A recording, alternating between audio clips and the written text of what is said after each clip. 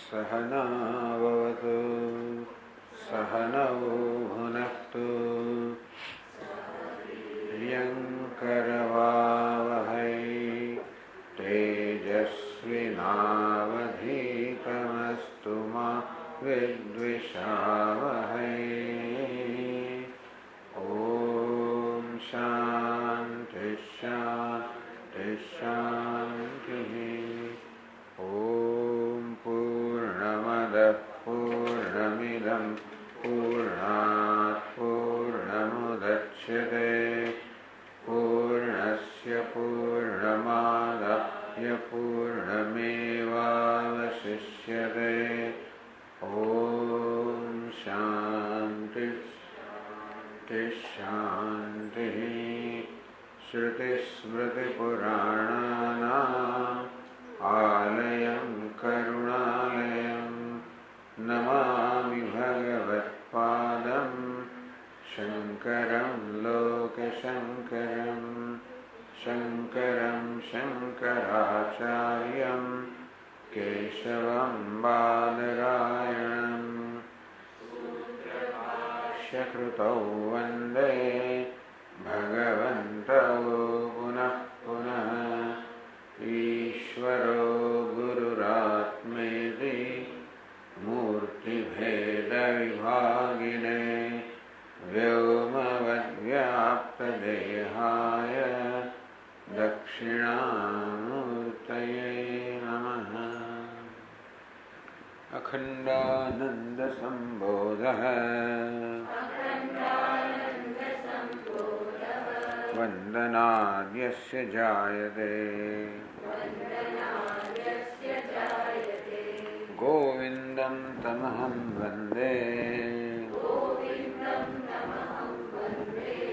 चिदानन्दतनुं गुरुम् अखण्डं सच्चिदानन्दम् अवाङ्मनसगोचरम् आत्मानमखिलाधारम् आश्रयेभीष्टसिद्धये यदालम्बोदरं हन्ति सतां प्रत्यूहसम्भवम् तदालम्बे दयालम्बम् लम्बोदरपदाम्बुजम्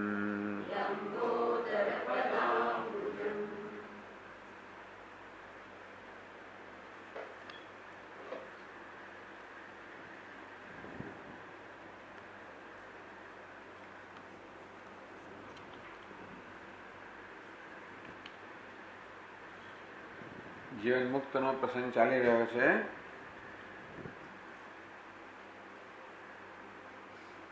यस्य नाहंकृतो भावः बुद्धिर्यस्य न लिप्यते कुर्वतो वापि स जीवन मुक्त उच्यते। यस्य नाहंकृतो भावः જેનામાં અહંકૃતિ હું કરી રહ્યો છું એ પ્રકારનું કર્તૃત્વ નથી। बुद्धि यस्य न लिप्यते જેની બુદ્ધિ કોઈ કર્મફળમાં લેપાયમાન થતી નથી, જેનામાં ભોક્તૃત્વ પણ નથી। કુર્વતઃ અકુર્વતો વાપી કે કરતો હોય કે ન કરતો હોય સ જીવન મુક્ત ઉચ્યતે એટલે કે કરે કે ન કરે તો પણ જેમાં અહંભાવ જન્મતો નથી કે જેની બુદ્ધિ ક્યાંય પણ આસક્તિને કારણે લેપાયમાન થતી નથી એને जीवन मुक्त कहवाय। यह समस्तार्थ जालेषु व्यवहार्यपि शीतलः समस्त अर्थ जालेषु व्यवहार्यपि બધા જ પદાર્થો, બધા જ પ્રકારના પદાર્થોની મધ્યમાં રહીને વ્યવહાર કરતા હોવા છતાં પણ શીતળ, જેનું મન શીતળ છે, જેમાં કોઈ ઉદ્વેગ જન્મતો નથી,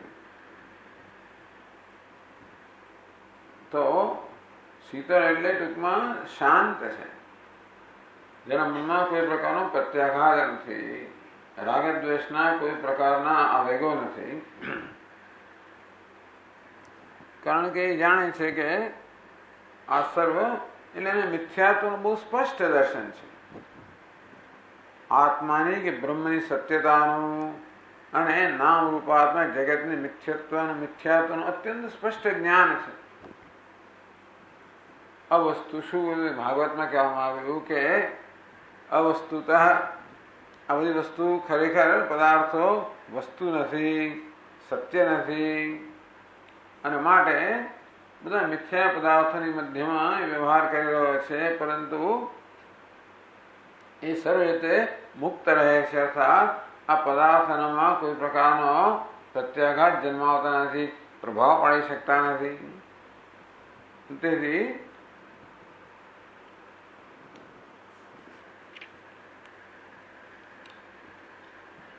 व्यवहार्यपि शीतलः परार्थेष्व पूर्णात्मा. અહીં જરા જુદી રીતે કહેવામાં આવ્યું પરાર્થેષ્વ. જેના બધા પદાર્થો પારકા જ ના હોય, આમ પારકા પદાર્થમાં કશો લાભ કે હાનિ થાય તો આપણા પર કોઈ અસર ન થાય. આપણો અસર ક્યારે થાય? હંમેશા જ્યારે હું અંદર કોઈક રીતે સંકળાયેલો હોય તો જ કોઈ વસ્તુ મારામાં હર્ષ શોક જન્માવે. જો હું સંકળાયેલો ન હો, હું કહો, મારું કહો, એટલે હું કે મારું જેમાં સંકળાયેલું હોય એ જ વસ્તુ હંમેશા મારા પર કશી અસર કરે, બાકી કોઈ વસ્તુ અસર ના કરે. ઓસ્ટ્રેલિયા ન્યુઝીલેન્ડ ક્રિકેટ મેચ રમતા હોય અને કોણ જીતે ને કોણ હારે એની આપણે કોઈ ચિંતા નથી આવતી. હિન્દુસ્તાન રમતું હોય તો પછી આપણે રસથી જોઈએ કે કોણ જીતે છે, કોણ હારે છે. એવું બને કે કોઈક માણસ ઘણા વર્ષ ઓસ્ટ્રેલિયા રહ્યો એટલે ઓસ્ટ્રેલિયા સાથે એક લગાવ હોય તો કદાચ ઓસ્ટ્રેલિયાની ટીમની અંદર એ રસ લે અને એને એનો કંઈક પ્રત્યાઘાત જન્મે. ત્યાં અમેરિકાના આશ્રમની અંદર એક અમેરિકન માણસ હતો, એ ડિટ્રોઇટથી આવતો હતો. ડિટ્રોઇટની બાસ્કેટબોલ ટીમનું નામ પિસ્ટન્સ. એ હંમેશા જોયું પેલું, કારણ કે એ નાનપણથી જોતો આવેલો, એમાં એને ખૂબ રસ હતો, એમાં ખૂબ લગાવ હતો.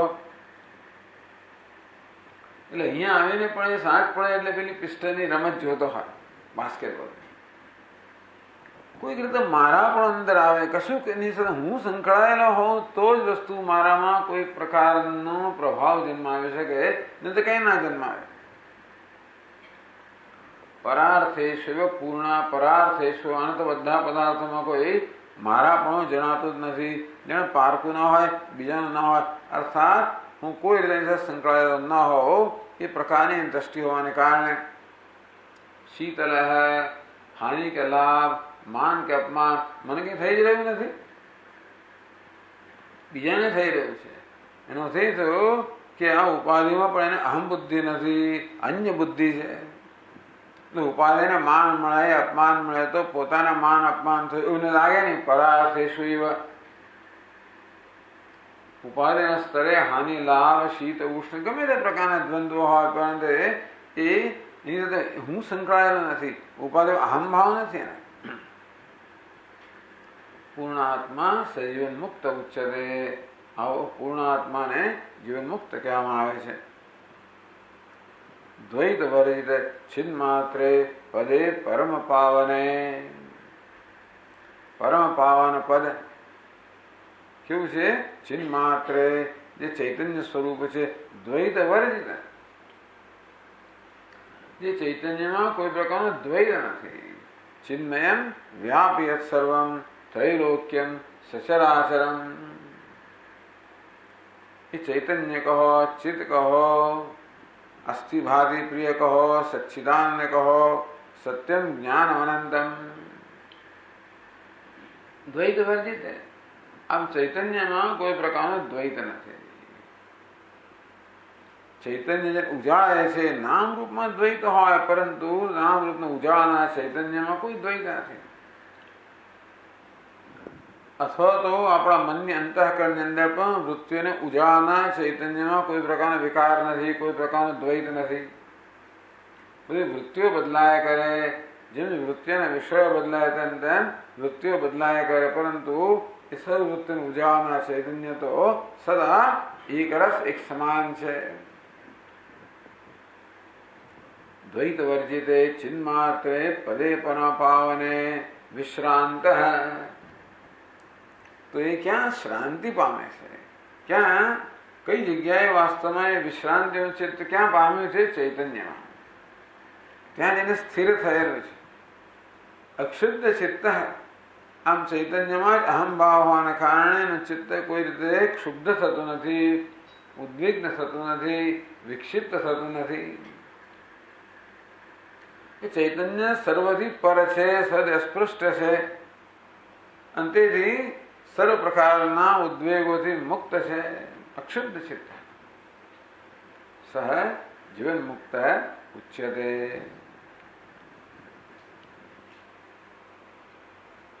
ઇદમ જગત અયમ સોયમ દૃશ્ય જાતમ અવાસ્તવમ યસ્ય ચિત્તે ન સ્ફુરતિ સ જીવન મુક્ત ઉચ્યતે. ઇદમ જગત, આ જગત છે. અયમ સોયમ, આ હું છું. અથવા અયમ સોયમ, અયમ સહ, અહમ, આ પેલું તે વગેરે જાત જાતના પદાર્થો. દૃશ્ય જાતમ, સમગ્ર દૃશ્ય પદાર્થો છે. અવાસ્તવમ, એ વાસ્તવિક નથી. એને કારણે યસ્ય ચિત્તેન સ્ફુરતિ, એના ચિત્તમાં માત્ર ચૈતન્યનું સ્ફુરણ છે. માટે અનામ રૂપનું સ્ફુરણ પણ નથી. જો ઈચ્છે તો વ્યવહાર કરે ત્યારે નામ રૂપનું સ્ફુરણ હોય ત્યારે અવાસ્તવિક છે. વ્યવહાર ન કરતો હોય ત્યારે નામ રૂપનું સ્ફુરણ સુદ્ધા નથી. ટૂંકમાં એની સ્વતંત્રતા છે કે નામ રૂપમાં વ્યવહાર કરવો કે ન કરવો પોતાની સ્વતંત્રતાથી, સ્વેચ્છાએ પોતાના ચિત્રને નામ રૂપમાંથી એ સંકેલી શકે છે. કારણ કે નામ રૂપમાં કોઈ વાસ્તવિકતા નથી. માટે અને ત્યારે આ અવાસ્તવિક જગત જેનામાં સ્ફૂર્તું પણ નથી, એને જીવન મુક્ત કહેવાય છે. 210મા પાના પર 975 શ્લોકથી આગળ કહે છે. ચિદાત્માહમ પરાત્માહમ નિર્ગુણોહમ પરાત્પરઃ આત્મમાત્રેણ યસ્તિષ્ઠેત સજીવન મુક્ત ઉચ્યતે.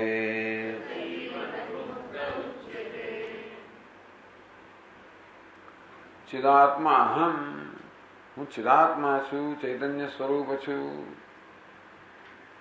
પરાત્મા અહમ, પરમ આત્મા છું, પરમાત્મા છું. નિર્ગુણોહમ, નિર્ગુણ છું. પરાત્પર, પરથી માયાથી પ્રકૃતિથી પણ પર છું.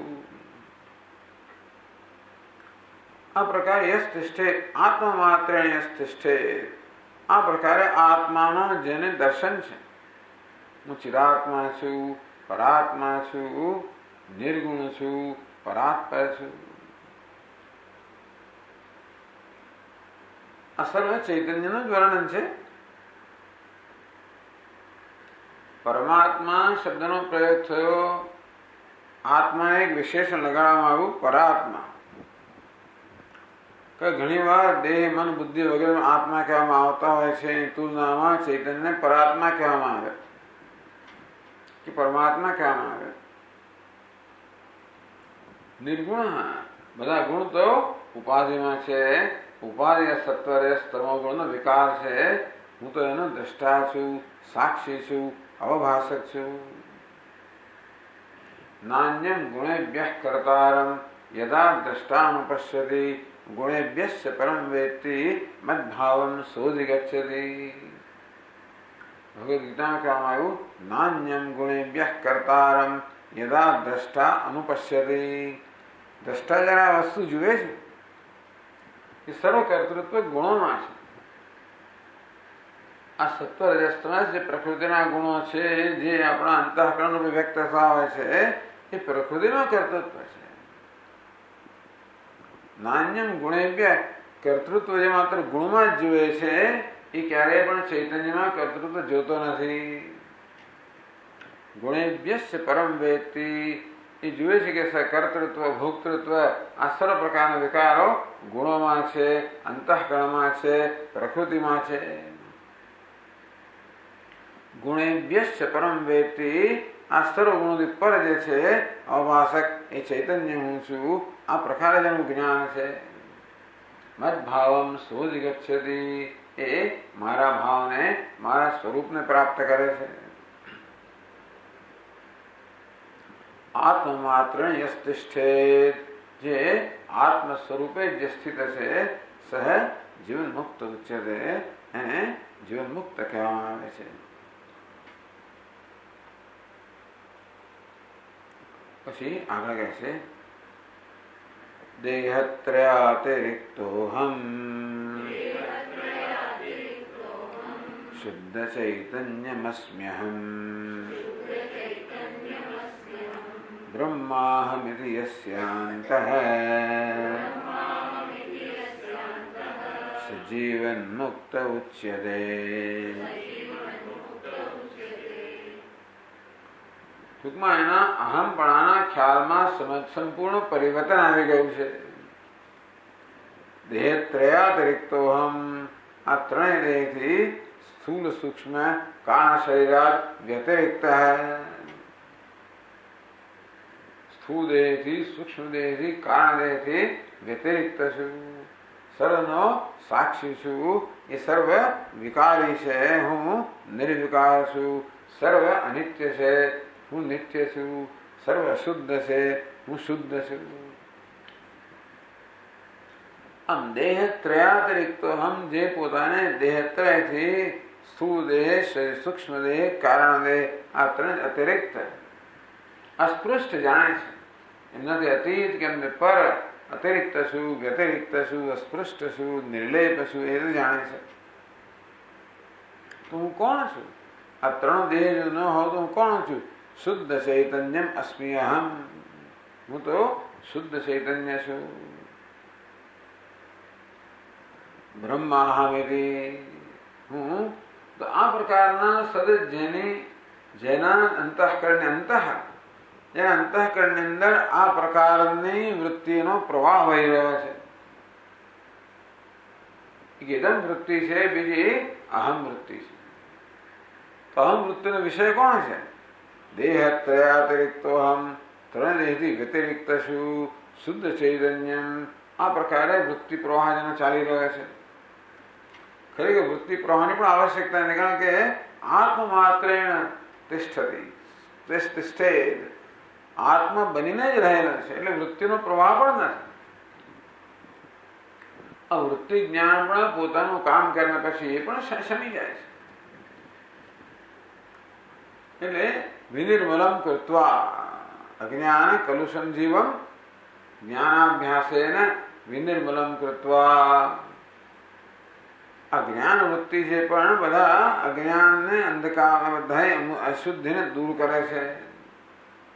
કર્તૃત્વ ભોક્તૃ અસર પ્રકારના મલિનતા દૂર કરીને સ્વયં પણ શમી જાય છે.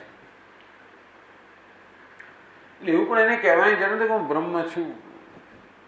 યસ તિષ્ઠેત જે બ્રહ્મ રૂપે જ રહેલો છે, બ્રહ્મમાં નિષ્ઠ બ્રહ્મ રૂપે રહેલો છે. એટલે કદાચ કોઈને કહેવાનું તો આમ કે એવું નથી કે એના મનમાં જીવન મુક્તના મનમાં આ પ્રકારની વૃત્તિનો પ્રવાહ ચાલે એવું પણ એકાંત એમાં નિષ્ઠ છે. જ્યાં સુધી દેહાત્મ બુદ્ધિ છે ત્યાં સુધી આ પ્રકારની વૃત્તિનો પ્રવાહ જાળવી રાખવાની આવશ્યકતા હોય છે. જીવન મુક્ત એટલે સર્વ પ્રકારના અવરોધમાંથી પ્રતિબંધકમાંથી મુક્ત છે. એટલે વિપરીત ભાવના દેહાદ બુદ્ધિ પણ સંપૂર્ણ મુક્ત છે. શુદ્ધ ચૈતન્યમ અસ્મિ, હું શુદ્ધ ચૈતન્ય છું. બ્રહ્માહમિતિ, અહમ બ્રહ્મ, હું બ્રહ્મ છું. ઇતિ યસ્ય અંતઃ, જે અંતરમાં રહ્યા કરે, એટલે કે જેની આ પ્રકારની નિષ્ઠા છે, જે આત્માના આ સ્વરૂપમાં નિષ્ઠ છે, સ જીવન મુક્ત ઉચ્યતે. એટલે અહમ વૃત્તિનો આ વિષય છે. ચિન્માત્ર શુદ્ધ ચૈતન્યમસ્મિ બ્રહ્માહમસ્મિ ઇતિ.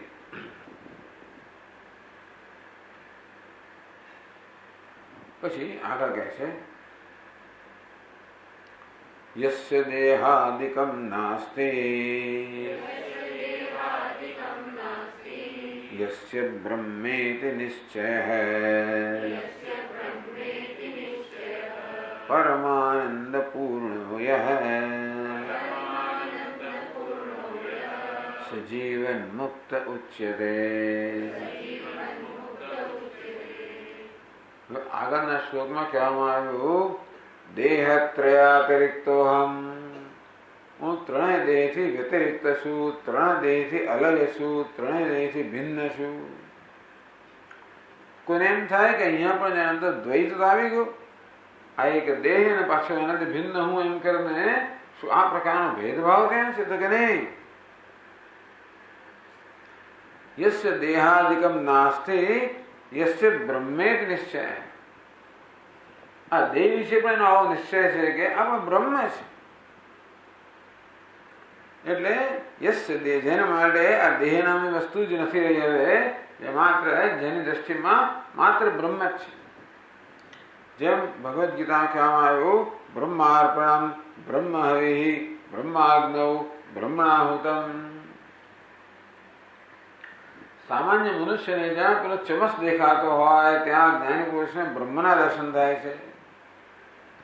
બ્રહ્મ હવિ, આ ઘી વગેરે દ્રવ્ય અર્પણ કરવામાં આવે છે એ પણ એની દ્રષ્ટિએ બ્રહ્મ જ છે. બ્રહ્માગ્નૌ, અગ્નિ જેમાં આ દ્રવ્ય અર્પણ કરવામાં આવે છે એ અધિષ્ઠાન પણ એ પણ બ્રહ્મ છે. બ્રહ્મણાહુતમ, આ હૂત તો કે હવન કરનાર, આહુતિ આપનાર, યજ્ઞ કરનાર, જે સામાન્ય રીતે કરતા ભોગતા માનવામાં આવે છે એ પણ બ્રહ્મ જ છે. બ્રહ્મણાહુતમ, આ સમગ્ર આ હોમની પ્રક્રિયા પણ બ્રહ્મ છે. યસ્ય બ્રહ્મે નિશ્ચય, એટલે સર્વ બ્રહ્મ છે. અર્થાત દેહાદિક, આ ત્રણેય દેહ પણ બ્રહ્મ છે એ પ્રકારનો પણ જેમ નિશ્ચય છે. એને કારણે બંને વસ્તુ બરોબર છે. પોતે દેહથી વ્યતિરિક્ત છે પણ દેહ પોતાની વ્યતિરિક્ત નથી. મસ્થાની સર્વભૂતાની ન ચાહમ તેષુ અવસ્થિત. કહેવાનું કે A is equal to B, B is equal to A is not equal to B. પેલો એક્ટર જે છે અને બેગર અભિનેતા છે અને ભિખારી છે, તો અભિનેતા ભિખારી વ્યતિરિક્ત છે પણ ભિખારી અભિનેતાથી ભિન્ન વ્યતિરિક્ત નથી, અલગ નથી. અવાસ્તવ માટે વેશની અંદર અવાસ્તવિકતા છે, તેથી જે વેશને જૂતો પણ નથી. ટૂંકમાં આ વેશ જોઈને જેનામાં ભિખારીપણા પ્રત્યે જન્મતો જ નથી. કારણ કે આ તો માત્ર વેશ છે અને તે જેનામાં કોઈ પ્રકારની સત્યતા નથી. યસ્ય દેહાદિકમ નાસ્તિ, જેની દ્રષ્ટિમાં આ દેહ વગેરે કાંઈ નથી. યસ્ય બ્રહ્મે નિશ્ચય હૈ, આ સર્વ બ્રહ્મ છે એ પ્રકારનો જેનો નિશ્ચય છે. પરમાનંદ પૂર્ણો યહ, જે પરમ આનંદ સ્વરૂપ છે, પૂર્ણ છે, સહ જીવન મુક્ત ઉચ્યતે, એને જીવન મુક્ત કહેવામાં આવે છે. આ સર્વ બ્રહ્મ છે એવું નિશ્ચય, હું પરમાનંદ પૂર્ણ છું માટે હું બ્રહ્મ છું. હું તો બ્રહ્મ છું, આ સર્વ બ્રહ્મ છે. સર્વ ખલવિદમ બ્રહ્મ, આ સર્વ બ્રહ્મ છે નો અર્થ એ થયો કે આ સર્વ બ્રહ્મ પરનો અધ્યારોપ છે, તો બ્રહ્મ આ સર્વ ભાસી રહ્યું છે. માટે બ્રહ્મથી અતિરિક્ત કઈ અહમ કહો કે ઇદમ કહો, આમાં કશી જ વસ્તુ બ્રહ્મથી અતિરિક્ત, બ્રહ્મ જ માત્ર पूर्णमदः पूर्णमिदं एगत पूर्ण तत्व अदाहरिते इदम रूपे अदा એટલે આત્મ રૂપે ઇદમ દ્રષ્ટા રૂપે ઇદમ એટલે દૃશ્ય રૂપે એકત પૂર્ણ તત્વ એકત બ્રહ્મ ભાસી રહ્યું છે તેથી એને આ દૃશ્ય અંદર પણ કોઈ દૃશ્ય એવા દર્શન થતા નથી બ્રહ્મના દર્શન થાય છે પૂર્ણમદઃ પૂર્ણ ઇદમ અદહમાં ઇદમ સર્વ પૂર્ણ છે પૂર્ણ આ સર્વ વિલસી રહ્યું છે વિલાસ કરી રહ્યું છે परमानंद पूर्णोयम पूर्णो तो पूर्ण यह जे परमानंद स्वरूप से पूर्ण से सह जीवन मुक्त उच्यते એને જીવન મુક્ત કહેવામાં આવે છે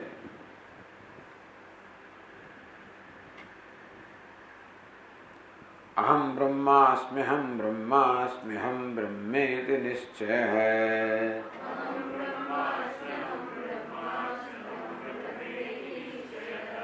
चिदहम चिदहम चेते सजीवन मुक्त उच्यते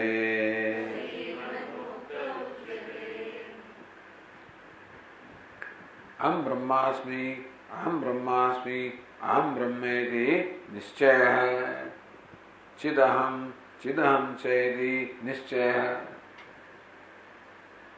हूँ ब्रह्म छु हूँ ब्रह्म छु हूँ ब्रह्म ज छु હું ચૈતન્ય છું હું ચૈતન્ય છું હું ચૈતન્ય જ છું આ પ્રકારનો જે નિશ્ચય છે પરંતુ હું ચૈતન્ય છું એ નિશ્ચય સાથે સાથે સર્વ ચૈતન્ય છે એવો નિશ્ચય છે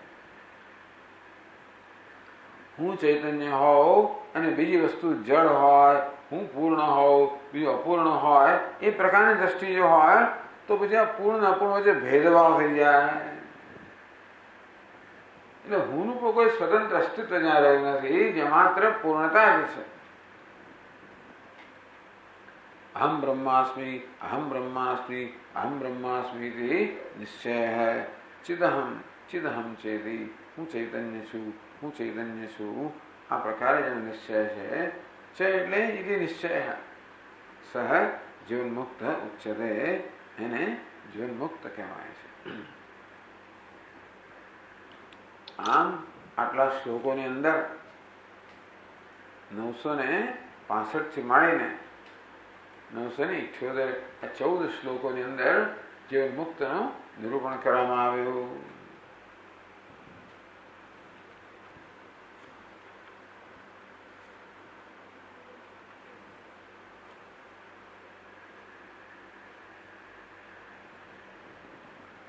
આ બધું ગુરુજી કહી રહ્યા છે शिष्यना छेल्ला प्रश्नना उत्तर रूपे जीवन मुक्तस्य भगवान अनुभूतेस्य लक्षणम विदेह मुक्तस्य च मे कृपया ब्रूहि तत्वतः 203 पाना पर आ 937 श्लोक ની અંદર શિષ્ય પ્રશ્ન કર્યો जीवन मुक्तस्य लक्षणम हे भगवान आ जीवन मुक्तनो शु लक्षण से आप મને કહો અનુભૂતેશ લક્ષણમ આત્માના અનુભવનું કે આત્માના જ્ઞાનનું શું લક્ષણ છે એ આપ મને કહો વિદેહ મુક્તસ્ય લક્ષણમ અને જે વિદેહ મુક્ત છે એનું લક્ષણ કહો એટલે ગુરુજીએ આ જીવન મુક્તના લક્ષણોનું વર્ણન કર્યું અને હવે વિદેહ મુક્તના લક્ષણોનું વર્ણન કરવા આગળ વધી રહ્યા છે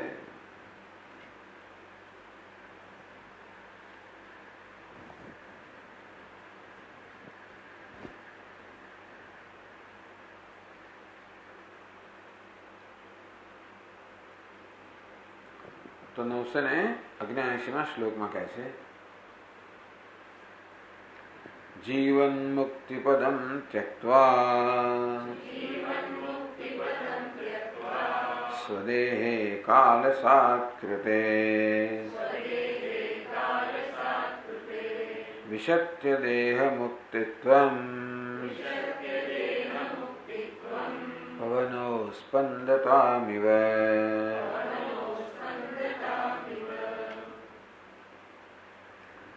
स्वदेह काल सात कृते आ सात प्रत्यय है ભસ્મસાત કુરુતે તથા. આ સાત પ્રત્યે જેને બે અર્થ થાય છે.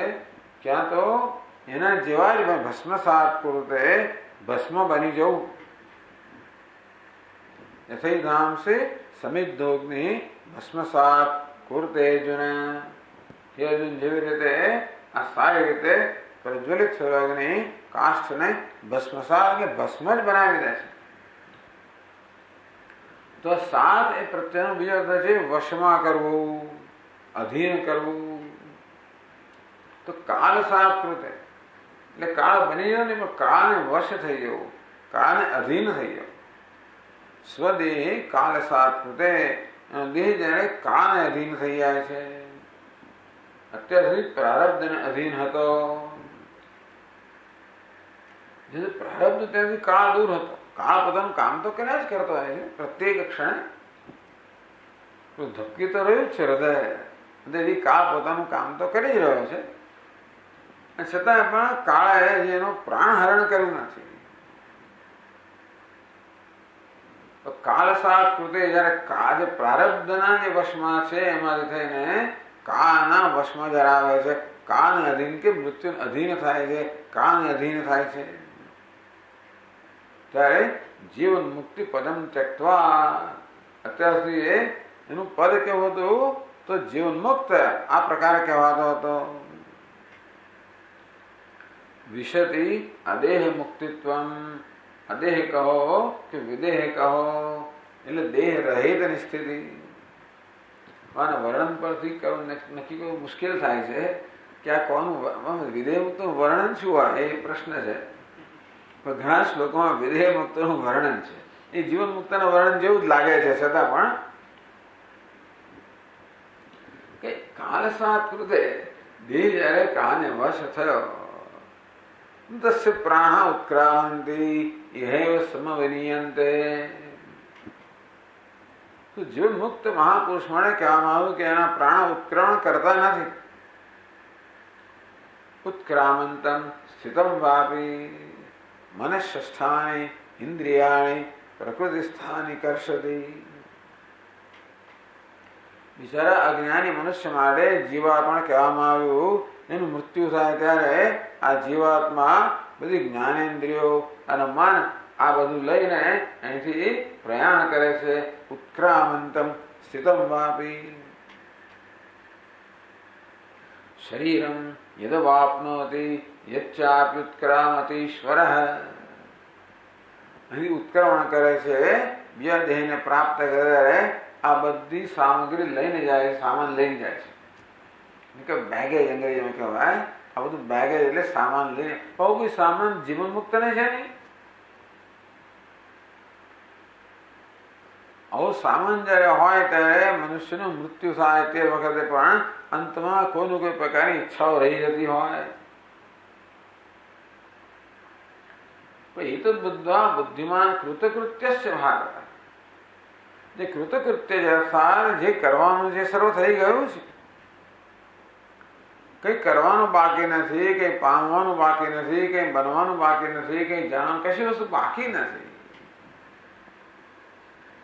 બાકી ઘણો વસવસો રહી જાય કે પેલું જોવાનું રહી ગયું, પેલું જાણવાનું રહી ગયું, પેલું અનુભવવાનું રહી ગયું, કઈ ને કઈ આવી બધી મનની અંદર જાત જાતને બધા તરંગો ચાલ્યા કરતા હોય કે આ કરવાનું છે, પેલું કરવાનું છે, આ મેળવવાનું છે, આ બનવાનું છે, આ પામવાનું છે, આ દૂર કરવાનું છે. ચાલો કઈ ને કઈ આવું કોઈ પ્રકારનો અજેન્ડા એટલે પ્રયોજન જેને રહ્યું જ નથી. બધા પ્રયોજન જેના સિદ્ધ થઈ ગયા. એ તો બુદ્ધવા આ જ્ઞાન નિષ્ઠા માત્રથી જેના સર્વ પ્રયોજન સિદ્ધ થઈ જાય. કારણ કે બ્રહ્માસ ચિદહમ ચિદહમ ચેતી અહમ બ્રહ્માસ્મિ, અહમ પૂર્ણ છું. પરમાનંદ પૂર્ણો યહ, હું આનંદ સ્વરૂપ છું, પૂર્ણ છું. જ્યાં કોઈ પ્રકારની ઉણપ છે નહીં, ત્યાં કોઈ પ્રકારની ઈચ્છા કે કોઈ પ્રકારનું પ્રયોજન હવે રહેતું નથી. અને તેથી હવે એને જન્મ લેવાનું કોઈ કારણ નથી. એટલે મોક્ષનું આ પ્રકારે વર્ણન કરવામાં આવે કે જન્મ મૃત્યુના ચક્રમાંથી મુક્તિ. એ તો અવાંતર ફળ છે. મુખ્ય તો જન્મવાની જરૂરિયાતમાંથી મુક્તિ. જન્મ મૃત્યુના ચક્રમાંથી મુક્તિ એટલે જન્મવાની જરૂરિયાતમાંથી મુક્તિ. કારણ કે દરેક મનુષ્ય જન્મ લે છે એ જરૂરિયાતને કારણે લે છે. હજી ઘણું બધું કરવાનું બાકી રહી ગયું છે. એટલે તને કહે ને મોટી લાંબી યાદી હોય ને આપણી પાસે, શોપિંગ લિસ્ટ, એવું લઈને આપણે આવીએ છીએ.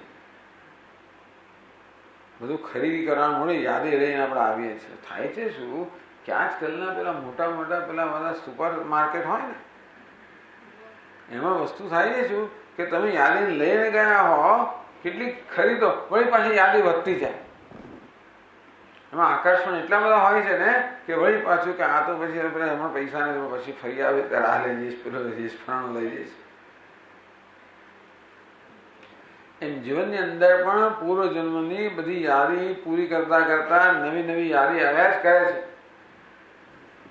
એટલે બિચારે આટલી આખા પૂર્વની યાદી પૂરી કરી, પણ એ કરવામાં નવી યાદી શરૂ થઈ ગઈ એટલે વળી પાછું મૃત્યુ પામે ત્યારે અનેક અહીં યાદી તૈયાર જ હોય છે.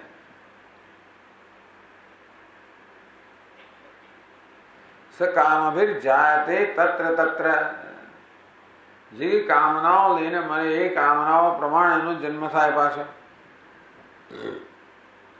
આ બધું અજ્ઞાની મનુષ્ય માટે છે.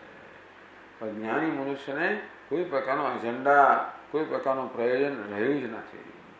અને માટે ફરી ઉપાધિ કે જન્મ લેવાની જરૂરિયાતમાંથી મુક્ત થયો છે. એટલે હવે એ ટૂંકમાં કોઈ બીજો ફેરફાર થતો નથી. આ જીવન મુક્ત ને વિદેહ મુક્તમાં એટલે જ્ઞાની પુરુષ દ્રષ્ટિએ કોઈ ફેરફાર નથી. કારણ કે જીવંત છે ત્યારે પણ દેહત્રયાતિરિક્તો હમ યસ્ય દેહાદિકમ નાસ્તિ કહેવામાં આવે. એ જીવંત છે ત્યારે પણ એની દ્રષ્ટિએ આ દેહ તો છે નહીં. આગળ વર્ણન કરશે કે સાપ જેવી રીતે કાંસળી કાઢી નાખે તેવી રીતે આ દેહમાંથી મુક્ત થાય છે. આત્મા ખરેખર દેહ સાથે બંધાયેલો છે જ નહીં.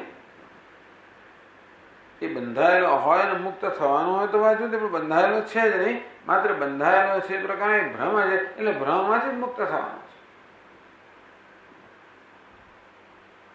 અને તેથી આ દેહ જ્યાં સુધી એનું પ્રારબ્ધ છે ત્યાં સુધી દેહ ટકી રહે, અને ત્યાં સુધી એની જીવન મુક્ત એવું કહેવામાં આવે. સ્વદેહ સ્વદેહ પણ સ્વદેહ કાલસાત્કૃતે, લોકો જેને એનો દેહ માને છે એ દેહ જયારે આ કાળને અધીન બની જાય, મૃત્યુને અધીન બની જાય ત્યારે જીવન મુક્તિ પદમ ત્યક્ત્વા, હવે જીવન મુક્ત એ પ્રકારનું પદ છે એનો ત્યાગ કરીને વિશતિ અદેહ મુક્તિત્વમ, અદેહ મુક્તિ, વિદેહ મુક્તિ એ વળી શું વસ્તુ છે? વિદેહ મુક્તિ એટલે શું? જ્યાં દેહ જ નથી ત્યાં મુક્તિનો સવાલ ક્યાં રહ્યો? છતાં પણ જીવન મુક્તના સંદર્ભમાં વિદેહ મુક્તિ એ પ્રકારનો શબ્દ પ્રયોગ કરવા એટલે આપણે એમ કે જુદા પ્રકારની બીજા પ્રકારની અવસ્થા છે પાછી. એ પ્રકારે જીવન મુક્તિ વિવેકમાં વિદેહ મુક્તિની વ્યાખ્યા જુદી કરવામાં આવેલી એ વાત જુદી છે. ત્યાં પણ આ શ્લોક તો હતો જ પાછો, ત્યાં પ્રશ્ન તો કરવામાં આવ્યો છે કે ભાઈ તમે આ વિદેહ મુક્તિની જીવન નવી વ્યાખ્યા કરી. બીજે બધી વ્યાખ્યા તો એવી છે કે જીવન મુક્તિ એટલે જીવંત છે ત્યારે મુક્ત છે, વિદેહ મુક્ત એટલે દેહ રહ્યો નથી, બાકી બીજો કઈ. તમે તો જાણે જીવન મુક્ત એટલે એમણે વિદેહ મુક્ત, જીવન મુક્ત ને વિદેહ મુક્ત કહે છે જીવન મુક્ત વિવેકમાં. અને એટલે જીવન મુક્તિ એ વિદેહ મુક્તિ એટલે શું? પછીના દેહ લેવાની જરૂરિયાતની મુક્તિ એવું થઈ ગયું. એટલે જે જીવન મુક્ત નો પણ વિદેહ મુક્ત તો હોય. એટલે વિદ્યારણ્ય સ્વામીની વ્યાખ્યા પ્રમાણે માણસ હજી જીવન મુક્ત ન બન્યો હોય. જીવન બનવા માટે તો તત્વજ્ઞાન, મનોનાશ, વાસના ક્ષય આ બધું જોઈએ. એ બધું ન કર્યું હોય, જે તત્વજ્ઞાન છે, પછી આ વાસના ક્ષય કે મનોનાશ થયો નથી તો જીવન મુક્ત ના કહેવાય. પણ એમના કહેવા પણ વિદેહ મુક્ત કહેવાય, કારણ કે એને ફરી જન્મ લેવા. પણ આ પણ કહેવાની વસ્તુ છે ને. જે માણસ જીવન મુક્ત ના હોય ને બીજો જન્મ લેવો જ પડે ખરેખર તો, કારણ કે હજી કંઈક રહી ગયું છે ને કામ કરવાનું બાકી. હજી પણ કઈ વાસનાઓ રહી ગઈ હોય કે એટલે હજી તો વાસનાનો ક્ષય ના થયો હોય એનો અર્થ એ થયો કે વળી પાછો મારી દ્રષ્ટિએ તો જન્મ લેવો જ પડે. એ કઈ રીતે કહે છે કે બસ જ્ઞાન થયું એટલે જ્ઞાન થયું એટલે શું, પણ જ્ઞાન થયું એટલે બીજો જન્મ નહીં લેવા, મારે વિદેહ મુક્ત થઈ ગયો. અને જ્ઞાન નિષ્ઠા પ્રાપ્ત કરે ત્યારે જીવન મુક્ત, આવી એમની વ્યાખ્યા છે. ચાલો આ શ્લોક એમણે ત્યાં પણ ઉદ્ધૃત કરેલો છે. એ છે તો યોગ વાસિષ્ઠનો આ શ્લોક, એ જીવન વિવેક ગ્રંથની અંદર પણ ઉદ્ધૃત કરેલો છે. પવન અસ્પંદતામિવ. હવે આ બધું આખું જે ચર્ચા છે બધી આપણે યોગ વાસિષ્ઠની જ છે. આ શ્લોકો ક્યાં એના હજારો શ્લોકોમાં ક્યાં ક્યાં બધા વિખરાયેલા હશે ખરા, એટલે બહુ બહુ મોટી શોધખોળ કરવી પડે એના માટે. જ્યાં ચર્ચા કરી ત્યાં જોવા મળતા નથી ટૂંકમાં. એટલે જે સ્થળે આ ચર્ચા થઈ છે ત્યાં પણ આ શ્લોકો તો યોગ વશિષ્ઠમાં જ ક્યાંકથી આવ્યા હોય એ પ્રકારે લાગે છે. પણ હવે ચાલો. પવન અસ્પંદતામિવ. તો હવે દૃષ્ટાંત આપ્યું કે જે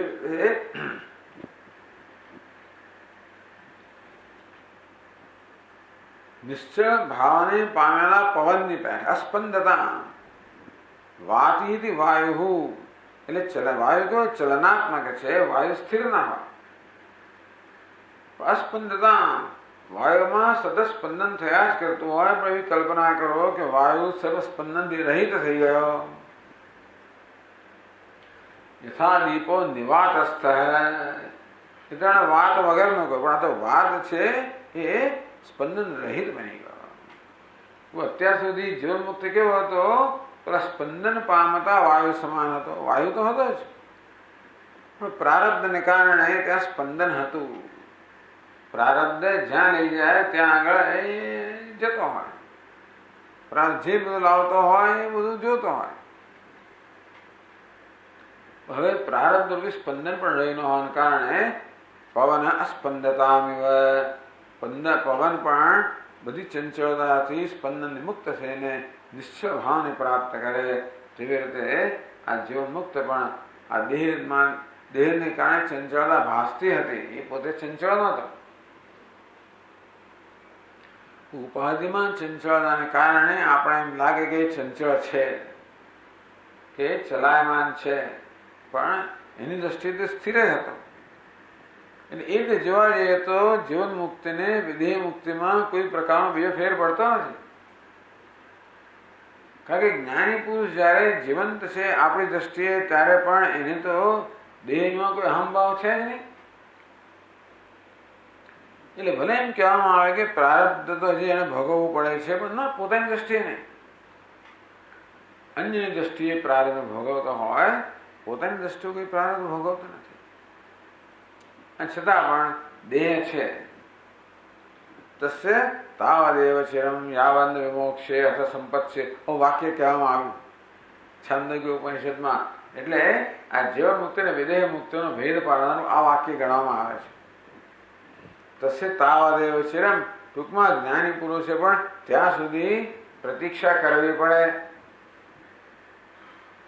યાવન્ન વિમોક્ષે, જ્યાં સુધી દેહનો મોક્ષ થતો નથી, એટલે પ્રારબ્ધ પૂરું થતું નથી, ત્યાં સુધી જ્ઞાની પુરુષે પણ પ્રતીક્ષા કરવી પડે.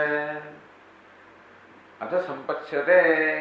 અને પ્રારબ્ધ પૂરું થયું પછી એ સંપત એટલે સત સાથે, બ્રહ્મ સાથે પૂર્ણતા, એ ઐક્ય પ્રાપ્ત કરે. એટલે હવે કોઈ પ્રકારનો એક દેખીતો પણ અવરોધ રહેતો નથી. બાકી એને જ જીવન મુક્ત કહેવાય જેના માટે દેહ કોઈ અવરોધરૂપ નથી. દેહમાં એટલે ઉપાધિમાં અહંભાવ ન હોવાને કારણે ઉપાધિ માટે અવરોધરૂપ નથી. અને છતાં પણ જાણે કે અવરોધ ન હોય ત્યાં સુધી એવો પણ દેખીતો અવરોધ પણ જયારે ચાલી જાય પ્રારબ્ધ સમાપ્ત થતા, ત્યારે એને હવે વિદેહ મુક્ત કહેવામાં આવે છે.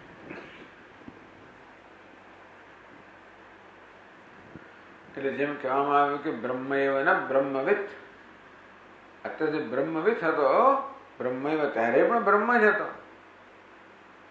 યસ્મિન નિત્ય સુખાંબધો ગલિતધિ બ્રહ્મૈવ ન બ્રહ્મવિત, યસ્મિન નિત્ય સુખાંબધો ગલિતધિ, જે નિત્ય આનંદનો જે અંબુધિ છે અથવા સમુદ્ર છે, એમાં જે ધી અર્થાત બુદ્ધિ ગલિત થઈ ગઈ, ઓગળી ગઈ અને જેનું સ્વતંત્ર અસ્તિત્વ રહ્યું નથી, તો જીવન મુક્ત ત્યારે પણ એને બ્રહ્મવિદનો બ્રહ્મ જ કહેવામાં આવતો હતો. ચાલો, વિદેહ મુક્તિ વિશતિ અદેહ મુક્તિત્વમ પવન અસ્પંદતામિવ.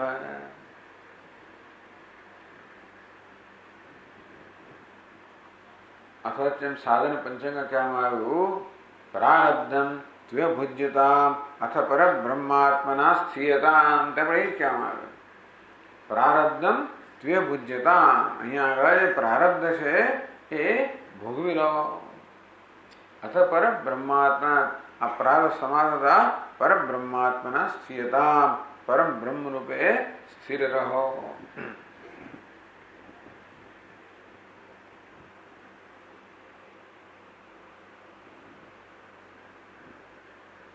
આ પણ શ્લોકો યોગ વાસિષ્ઠના છે, પછીના 3 જે છે ને એમાં કહે છે કે હવે એ કયા પ્રકારનું પદ પ્રાપ્ત કરે છે. એ જે પદ પ્રાપ્ત કરે છે એનું ભિન્ન ભિન્ન સંપ્રદાય લોકો ભિન્ન ભિન્ન શબ્દોથી એનો નિર્દેશ કરે છે, એ કહેવામાં કહે છે પછીના શ્લોકોમાં. તતસ્તત્સંબભૂવાસૌ યજ્ઞરામપ્યગોચરમ યચ્છૂન્યવાદિનાં શૂન્યમ બ્રહ્મ બ્રહ્મવિદાં ચ યત વિજ્ઞાનં વિજ્ઞાનવિદાં મલાનાં ચ મલાત્મકં. આ ખરેખર તો અમલાનામ છે અમલાત્મકમ એવું હોવું જોઈએ, પણ અહીંયા એવું છે એટલે મલાનામ છે મલાત્મકમ. પુરુષ સાંખ્ય દૃષ્ટિના ઈશ્વરો યોગવાદિના શિવશૈવાગમસ્થાના કાલઃ કાલૈકવાદિના.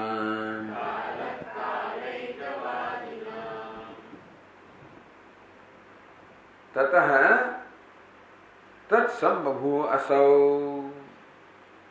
અસૌ અત્યાર સુધી જીવન મુક્ત હતો, એ વિદેહ મુક્તિ પદને પ્રાપ્ત કરે ત્યારે આ વસ્તુ બની જાય છે. સંબભૂવ એ આ બની ગયો. શું બની ગયો?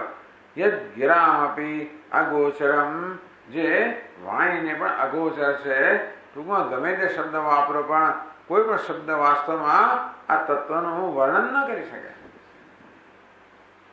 યથો વાચો નિવર્તન્તે અપ્રાપ્ય મનસા સહ, તો મન વાણી જેને પહોંચી ન શકે.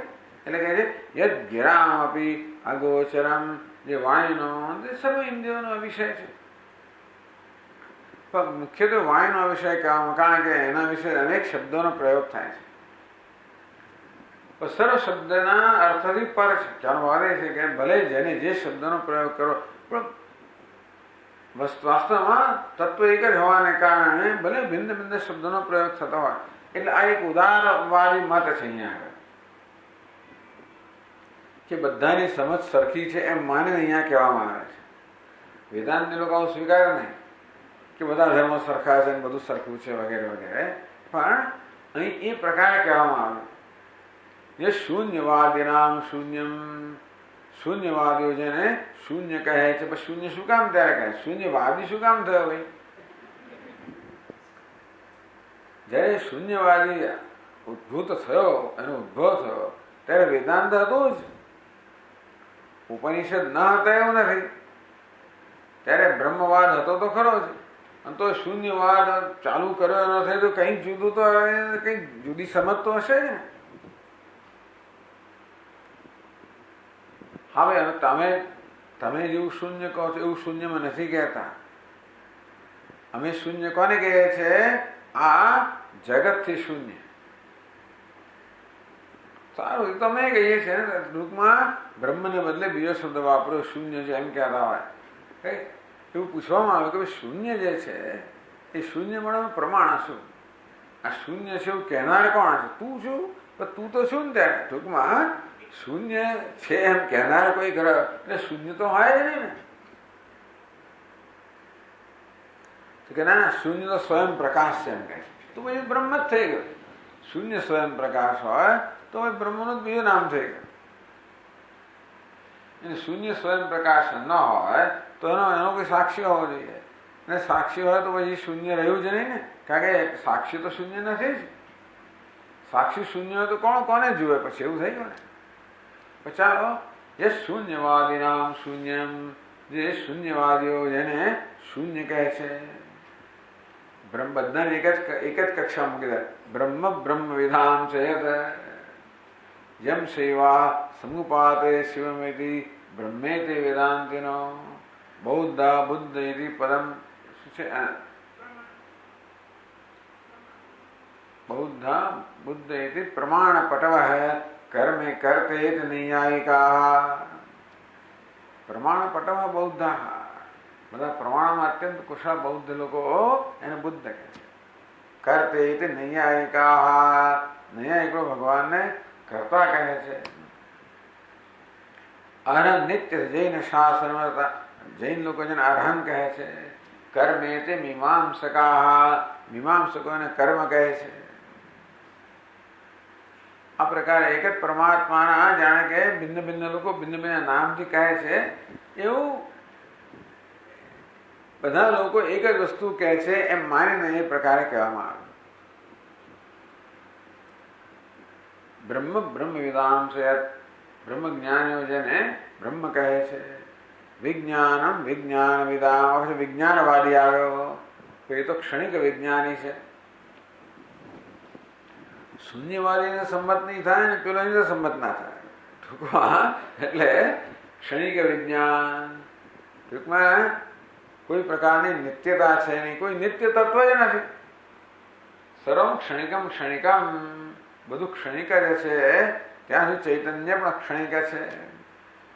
તો ચાલો, પણ એમની એ લોકો જે નામ દેતા હોય અને જે કહેવાનો પ્રયત્ન કરતા હોય તો વિજ્ઞાન શબ્દ દ્વારા જે કહેવાનો પ્રયત્ન છે એ આ વસ્તુ જેમ કહી શકાય. મલાનામ છે મલાત્મકમ, એ વળી મલિનોમાં મળરૂપ છે એ વળી શું? એટલે ટૂંકમાં હવે કોઈ જાતની હવે કોઈ સંપ્રદાય એવા પણ ખબર નથી. પણ અમલાનામ અમલાત્મકમ, તો ઘણા લોકોને અમલ કહે કે નિર્મળ કહે, શુદ્ધ કહે. પુરુષ સાંખ્ય દૃષ્ટિના, સાંખ્ય લોકો પુરુષ અને પ્રકૃતિ એ પ્રકારના ભેદ કરે છે.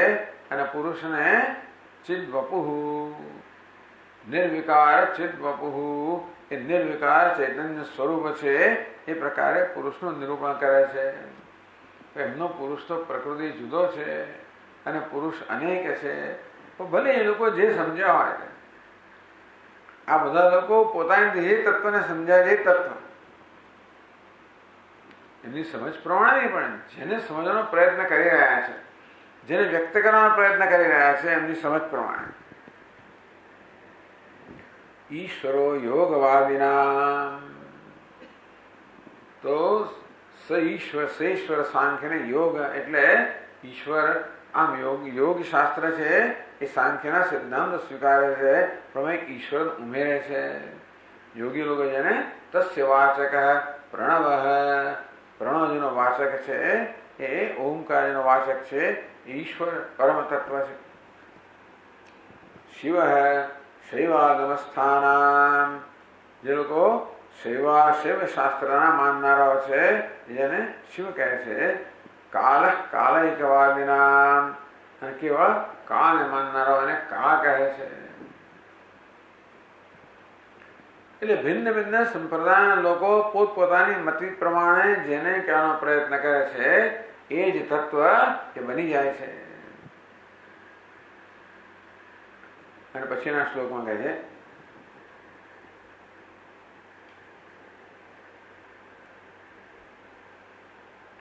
યત સર્વશાસ્ત્ર સિદ્ધાંતમ યત સર્વહૃદયાનુગમ યત સર્વં સર્વગમ વસ્તુ તત્તત્વં તદસૌ સ્થિતઃ.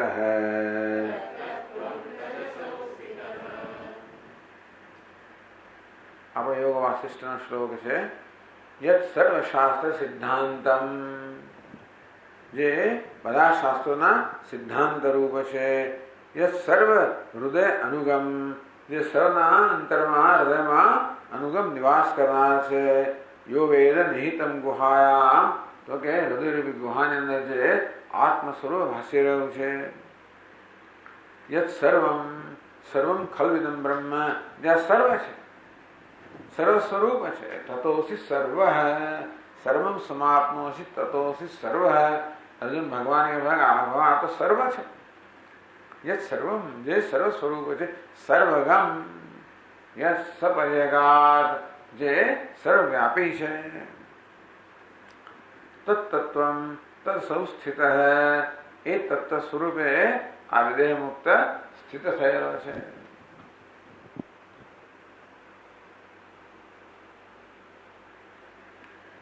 એટલે વિદેહ મુક્તનું કેમ વર્ણન થાય એ એક એવો મોટો પ્રશ્ન છે. કારણ કે જીવન મુક્તનું વર્ણન થાય એ જે તત્વને જાણે છે, કારણ કે કોઈ જાણનાર છે, એને પોતાને જાણનાર એ પ્રકારનું અભિમાન નથી, છતાં પણ જે તત્વને જાણે છે એનું પણ વિદેહ મુક્તમાં તો કોઈ જાણનાર કે રહ્યો જ નથી.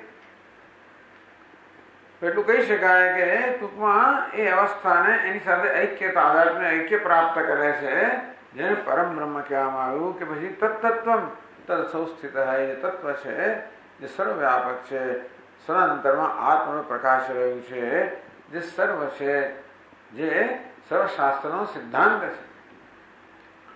એ પણ એક ઉદાર વાત, સર્વશાસ્ત્ર સિદ્ધાંત.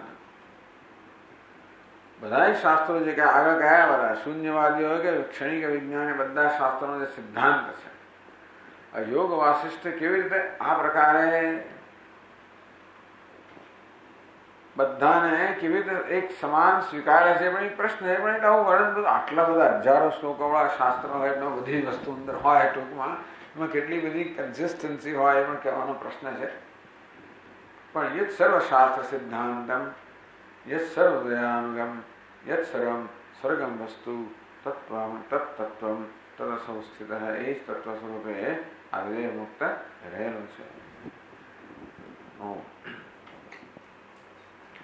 ઓમ પૂર્ણમદ પૂર્ણમિદમ પૂર્ણાત પૂર્ણમુદચ્યતે પૂર્ણસ્ય પૂર્ણમાદાય પૂર્ણમેવાવશિષ્યતે. ઓમ શાંતિ શાંતિ શાંતિ. શંકરં શંકરાચાર્યં કેશવં બાદરાયણં સૂત્રભાષ્યકૃતૌ વંદે પુનઃ પુનઃ. ઈશ્વરો ગુરુરાત્મેતિ મૂર્તિભેદવિભાગિને વ્યોમવદ્વ્યાપ્તદેહાય દક્ષિણામૂર્તયે નમઃ. ઓમ શાંતિ શાંતિ શાંતિ. હરિ ઓમ. શ્રી ગુરુભ્યો નમઃ. હરિ ઓમ.